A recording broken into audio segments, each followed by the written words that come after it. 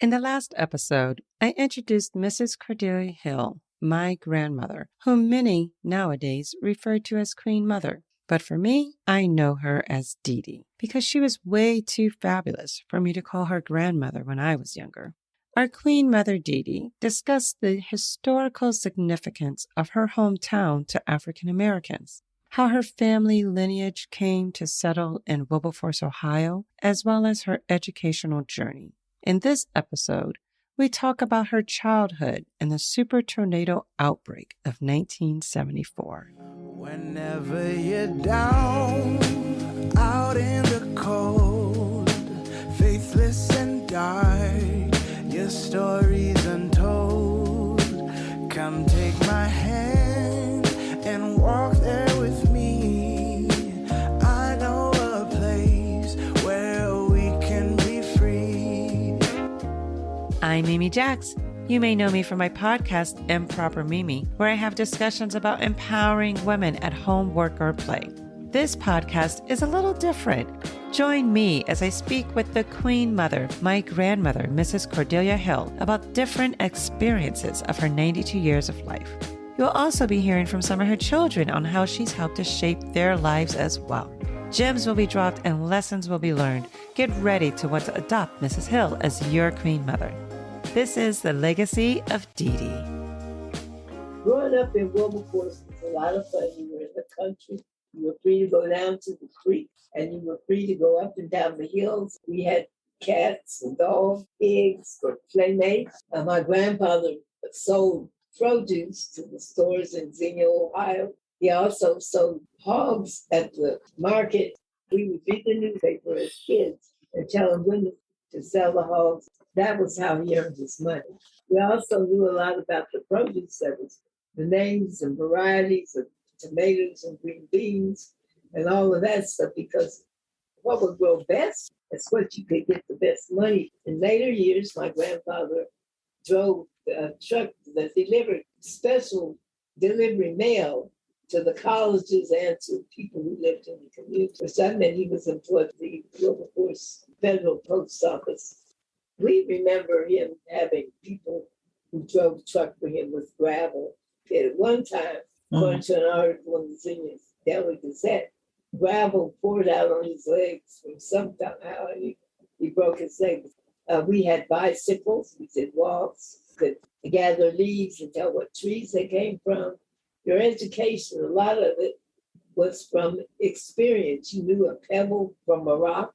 You knew when the sun came up, and you knew what time was sunset. Did you know it because they didn't have street lights or everything? You could see the most beautiful sunset and sunrises. Another beautiful thing about Dee Dee growing up in Wilberforce, Ohio, after the Great Depression, was that she really grew to appreciate everything her family had to offer. It's hard to realize how poor you might have been when it seems like you had everything you ever needed. Christmas was an enjoyable time that she remembers fondly. My grandfather always would go out in the woods and pick a cedar tree. It would smell just so nice in the house at Christmas. And we would put popcorn on strings and make paper decorations. Then we had red and green tinsel and big red, green, and multicolored lights on the Christmas tree. Later on, we wanted white pine. We didn't want the cedar, which smelled so good and reminded us of Christmas time in those early days. Mm-hmm. For Christmas, everybody got one present, and most of the time they were homemade.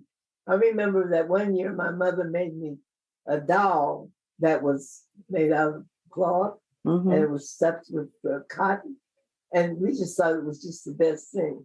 Kids now like things that are commercially made rather than handmade and homemade with history behind it. My father gave me a gourd one year that it dried it out and hollowed it out. And so you could take it and use it for drinking and things like that. And we treasured those handmade gifts. One of the highlights of the Christmas season was Christmas Eve at the Christian church. Kids would receive several bags of goodies. And when I mean goodies, we got a bag of oranges, candy, and little chocolate drops and little like that. Hardtack. Hardtack was a little hard candies of all kinds of different flavors and colors that was hard. Walnuts and a bag of mixed nuts. That was stuff you couldn't afford to buy at the end of the Depression. And the church bought that stuff. Wow. And if you had more kids you had, the more nuts and fruits and stuff you had, right? And you put it in big bowls on the table. And that nuts were in the shells. Nothing was shelled out. They'd have hazelnuts, Brazil nuts, and they called it the Christmas tree. You go to the Christmas tree, Christmas Eve, it's church. Fruit cake was a big thing. My grandmother made a black fruit cake that I still dearly love today. It was moist. It had a molasses in it. And of course, black walnuts were in that cake, dried figs and dates and things like that. We cut them up long before Christmas. So everybody that came by could get a piece of cake. And then we had peppermint candy, canes, kids that came by. A gift would be a candy cane. And in those days, they were glad to get that kind of stuff. We had a lot of them making gingerbread and cookies and fudge. The old time fudge that was made on the stove that you had to be careful it didn't turn to get real sugary. But we had some delicious food in those days. Santa Claus did come, but he did not bring the toys they bring today. You might have got one or two things, and as you got older, it was clothes. And you needed clothes to go to school too. But you didn't get the number that they get today. No Uggs, boots. None of that fancy stuff. None of that fancy stuff. No Air Jordans. And none of that. But anyway, they had delightful Christmases, and we always hoped that it would snow. And we wanted a white Christmas even before Bing Crosby made that song famous. Oh, man. The snow and the lights, the tinsel, the Santa Claus, the reindeer, that was what Christmas was to us. However, since we had belonged to a family who went to church all the time, it was also the birth of Jesus, which is the real reason for the season. The gifts that they gave at the Christmas tree was so that the kids who didn't have a lot would have those kind of things at Christmas. We did have on Sunday before Christmas, they would have maybe a play or something.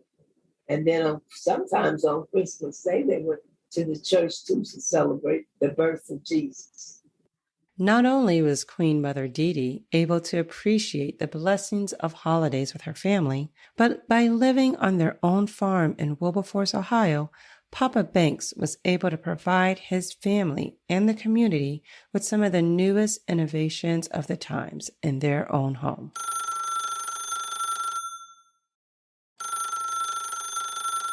We also had one of the first telephones on the road, which meant that people would use our telephone. Did they have to pay for it, or you let them use it? And they would say, can we use your phone? Or they would get phone calls at my grandmother's house. And we would have to go as kids to tell them that somebody wanted them on the telephone. There was no such thing as a private line. There were party lines.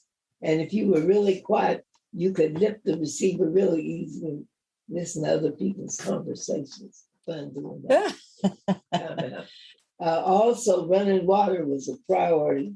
At that time, Central State had gotten the water department and had their own wells. Later on, all that was discontinued. But at the time, up where we lived, very few people had water in the house. And we had a water spigot that was across the street that you could take your buckets of water and bring water from there to your house. Needless to say, there was no indoor plumbing. The Great Depression began in 1929 and ended during World War II in 1941. 1/5 of all Americans receiving federal relief during the Great Depression were Black, most in the rural South.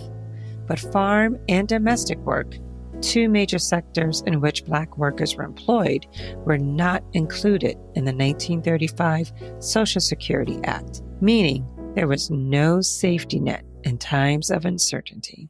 During those Depression years, we didn't really know how poor we were because we had the farm and we got to eat sugar was rationed during the war. And because we did live on a farm type, it was actually a truck farm, which is a small farm, that you could get sugar.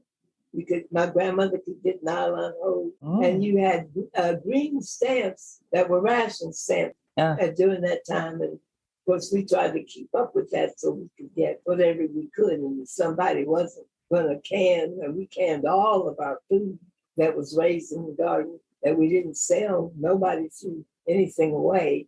And those were the days of the war. I can remember now when we were sitting around listening to the radio. And I don't know why everybody sat around those floor-model radios and looked at them, because they were not TV. But we did. And when they announced that the United States was at war, and then we began to sing the war stamps, like Over There, the World War II songs that they sang during the Second World War. But they were nice songs that we sang. They had a restaurant on the campus that a lot of people would go to, and you could hear the news of the war and what was going on. When the war was over, I think I was in Columbus at the Christian Church Youth Convention, and everybody was saying, the war is over, the war is over. Oh, wow. The war is over. That Japan had finally surrendered. And of course, Hitler, that was another story.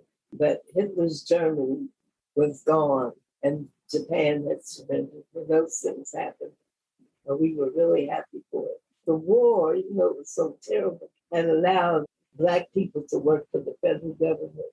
And they were able to make money to where they could have a nice living for a change. Before, a lot of our people went all the way up to Detroit to work in the automobile industry. None of our family stayed in Kentucky. If they were down there, we did not go back year after year to visit them, because I think most everybody was gone by the middle of the 20th century. As we enter the 1970s, Queen Mother Dee Dee had been raising her children and working in the Wilberforce University bookstore for a while. I remember hearing stories about tornadoes that destroyed my grandmother's home. Wilberforce did have tornadoes prior to the big one that destroyed our house in 1974. We didn't know too much about those. On April 3rd, 1974, one of the strongest storms hit U.S. soil. It was called the Xenia Tornado.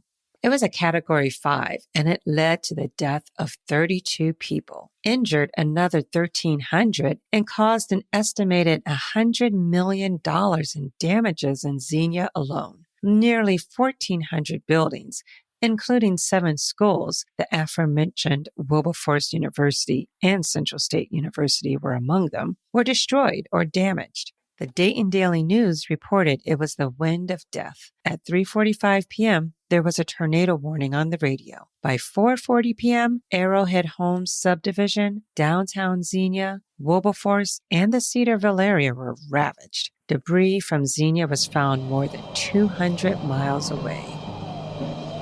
It was a most unusual day. From the west, a cold front, riding in high on the jet stream. From the Gulf of Mexico, a low mass of moist, warm, unstable air heading northward. And when they collided, it became the day of the killer tornadoes. I was still at work. We got off at 5, and it was 20 minutes till 5 when the tornado struck Wilberforce, Ohio. Marie and Ricky were taking Spanish lessons, and they were at her house. When the tornado comes, they were in the bathroom of this small one-story house, and after the tornado was left, there was nothing there except the spot where they were all standing on, and she was reciting her rosary. We didn't know where they were until the next day. They said they were taken to a hospital, but we didn't know which hospital or where, what town it was in, as they were going to different surrounding cities. Stephanie was in Xenia at the daycare, and I didn't know what had happened there, but we did find out that Richard pulled his car in to pick up Stephanie. As soon as he got in the house, he told him to get downstairs. Everybody ran downstairs to the nursery that had been upstairs in the house, and the whole top of the house was swept away, and only the basement was there, and our car was destroyed. Jackie was at home. I was at work, And after the tornado, I walked up the street to the house. Jackie had been in the house, and Cheryl had been in the house. They were the two in the house together. Cheryl was a student at Central State. She was getting ready to go to class. Jackie had hurt her leg, and I think the scar is still there where she was running and hit her leg on something. Our house was destroyed. One whole end of the house was out, and there was a television at that end of the house. And on the TV was Vanessa Nelson's picture, and it was still sitting upright. The Hearst lived in the house across the street, and the top of their house was gone. The house next to it was Susie Nelson. There was a garage with an apartment on top, and it had swept that apartment away. And the people with it, they were walking back up through the field. They weren't hurt or anything, but when the top of the house left, the apartment blew off. They were in it. We went to the seminary, and then when I looked out, we were walking down the road, and we saw Richard. He had Stephanie with him, so we knew that they were okay. But we didn't know where Ricky and Marie were until the next day. There was a lot of damage here at Wilberforce. Somebody came walking down the street with a baby that they didn't know whose baby it was. But then Tina Watson saw the baby, and she knew who it was. She took the baby. There was one lady in the house up the street, an older woman. She had slept through the whole thing, and she woke up and came out the door and said, "What happened?" There were trees all over the road and everything. Never saw anything like it. It's something you will never forget. And when they give a tornado warning signal goes off, you're just terrified because you know what can really happen. Even super tornadoes and raising a family could not keep Queen Mother Dee Dee from pursuing her dreams to go back to school. In the year she was turning 61, she graduated from Wilberforce University with her Bachelor's of Science degree. That I had attended for 2 years before I got married. And then what I did, I went back to school with the Climb program, which was a program for adults, education. To finish their education, because some of the jobs they were working at were going to begin to require degrees. And they didn't have them. So if they'd been started, you had 2 years of college, then you could go to the Climb program and use your life learning experience along with your college academic work. And then a year later, you could graduate. So I graduated from Wilberforce University in 1992. With a degree, Bachelor of Science in Organizational Management. Oh, I got mine in I got one in organizational management too. But look at that. That's why we're so smart. After I got my degree from Wilberforce, I was an adjunct teacher, taught a class in the history of Wilberforce, and then assisted in how to study in college, and then filled in for some of the teachers who were teaching English. And maybe had some things like some of the black movies, and all black, this, that, and the other, do class work for them. I remember that. I don't remember a lot, but I remember that photo of you and Brian when you're in graduation, and oh, so proud. They're like, "Your grandmother graduated?" I was like, "Yes, she did." She set her mind to it, and she did it. She did it. At that time, I didn't think about anything but graduating. And my husband Richard and the kids decided they would give me a big party, so everybody came home. When they called my name across the stage, I thought that was about one of the highlights of my life. I walked up to the stage and they said, "Cordelia Marie Thompson Hill, Bachelor of Science." That was a nice time. And everyone really did know Dee Dee. The time she spent in Wilberforce University bookstore, church and civic organizations, and various activities throughout the community, the people she came in contact with had been blessed by her in one way or another. In the next episode, I will be introducing you to 7 of Queen Mother's children who share what it was like growing up with Dee Dee and the impact her life experiences have had on their lives. What was it like being raised by Cordelia? Exciting, fearful, religious? Thank you for joining me in this episode of The Legacy of Dee Dee. This series is brought to you by Mproper Mimi, where my mission is to empower women at home, work, and play. Learn more at mpropermimi.com, that's Mproper with an M, where you will also have the power to support this content and more by making a Buy Me a Coffee donation.